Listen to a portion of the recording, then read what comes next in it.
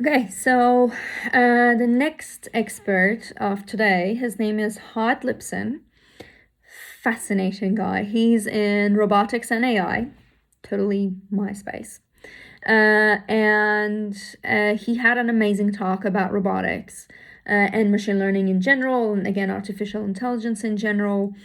One thing that was really interesting, one of the robots he talked about is actually something I studied in my thesis. So it was really cool actually meeting the person that was behind creating that robot. But my biggest takeaway and the most interesting thing, I think he talked about a lot of interesting things. But one thing that has stood out for me was that in his lab and with his students, they were working on this computer vision program that after a while, they realized that the neurons, so they were using deep learning, so a lot of neural networks. And what they realized is that the machine, after a while, started following the face of the developers.